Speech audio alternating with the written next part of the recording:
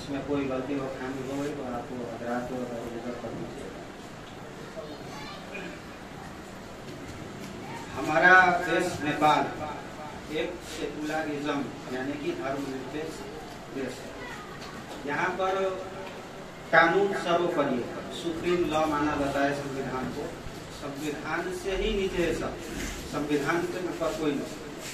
और माशाल्लाह हमारे देश की संविधान, नेपाल को संविधान 2072 की आर्टिकल 12 से लेकर के 48 तक ये सब जो है ह्यूमन राइट्स पर बेस्ड है। ये सब मौलिक अधिकार जिसे हम लोग जन्मसिद्ध अधिकार बोलते हैं, ये सब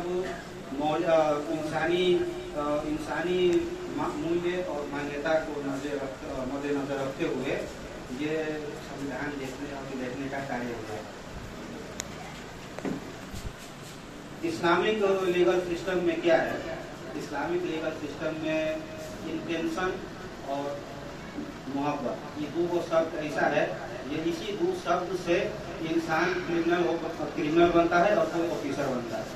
जो व्यक्तित्व के अंदर वेलफेयर इंटेंशन हो और एक दूसरे के लिए मोहब्बत हो, वो ये मैं नहीं कर रहा हूँ, ये इस्लामिक लीगल सिस्टम कर रहा है कि जो व्यक्ति अपने अंदर मोहब्बत रखी हो और किसी वेलफेयर का इंटेंशन रखा हो यानी कि अच्छी मनसाएं रखा हो, वो व्यक्ति ऑफिशियल की ओर जाते हैं। अगर वही दो चीज अगर डिग्रेड होकर के कोई पर्सन के अंदर है तो वो एक बहुत बड़ा क्रिमिनल बनता है।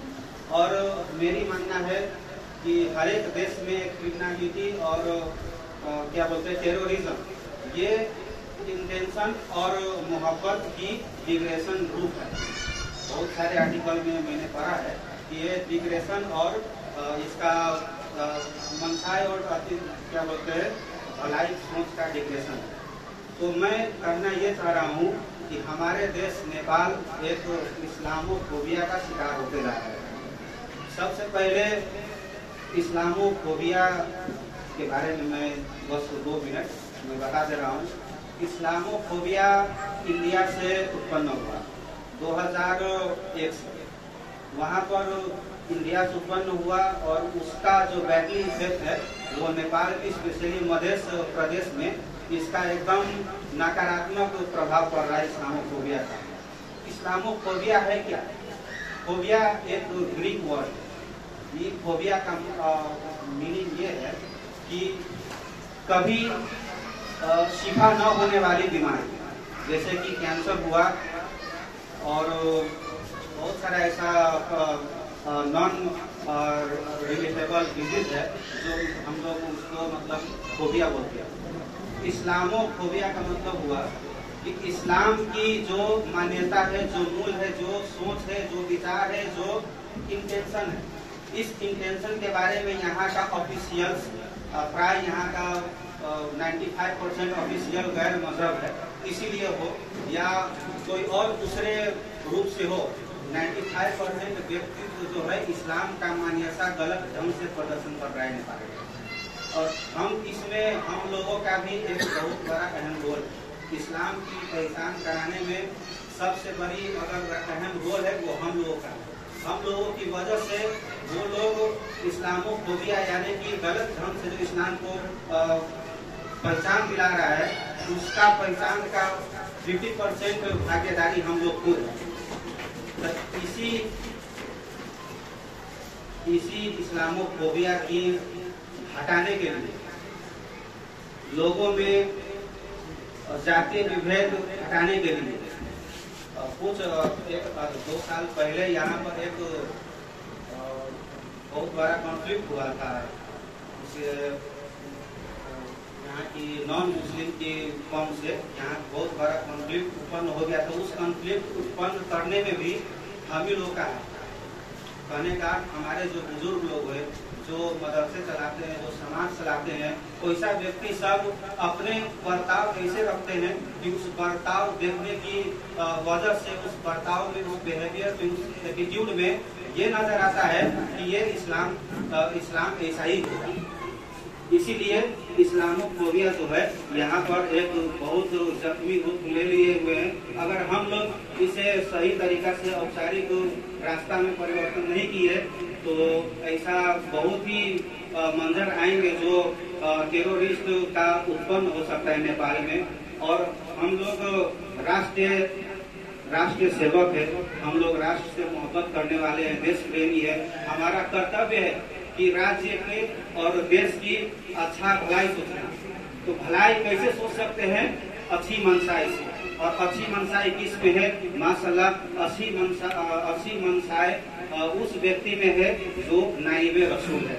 इसलिए हम लोगों ने मुस्लिम बोर्ड नेपाल गठन करने का फैसला लिया।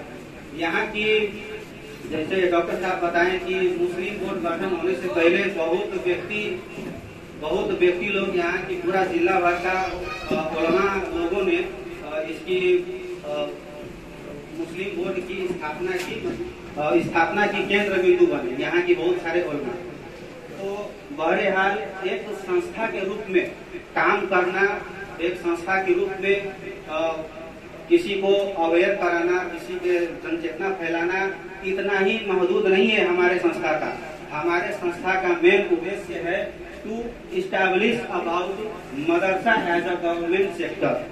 मदरसा अगर एक गवर्नमेंट सेक्टर हो जाएगा तो इस होने की वजह से हम लोगों का इस्लामिक करिकुलम जो है, इस्लामिक जो विषय है वो विषय और व्यक्ति सबको भी पढ़ाया जाएगा। हुजूर आला हजरत के बारे में पढ़ाया जाएगा, में भी हुजूर ताजुशरिया के बारे में पढ़ाया जाएगा। इसीलिए मदरसा को गवर्नमेंट सेक्टर में लाने के लिए हम लोग एक अवेयरनेस जिहाद के रूप में चालू किए हैं। उसी जिहाद का नाम है मुस्लिम बोर्ड नेपाल।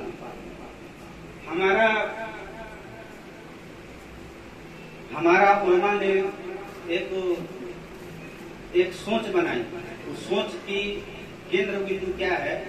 इस राज्य में जितने भी मुस्लिम समुदाय है, इस मुस्लिम समुदाय को एजुकेशन की तरफ धकेलना हम लोगों का एक ऑब्जेक्टिव है जो मेन गोल में हम लोगों की मेन गोल में शामिल की गई।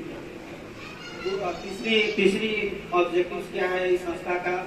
इस संस्था का तीसरा गोल ये है कि हर एक मुस्लिम वर्ग आइदर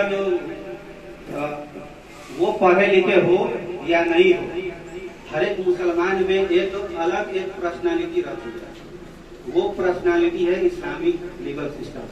शरिया लॉ हर एक व्यक्ति में, चाहे वो पढ़ा हो या नहीं हो, उसके अंदर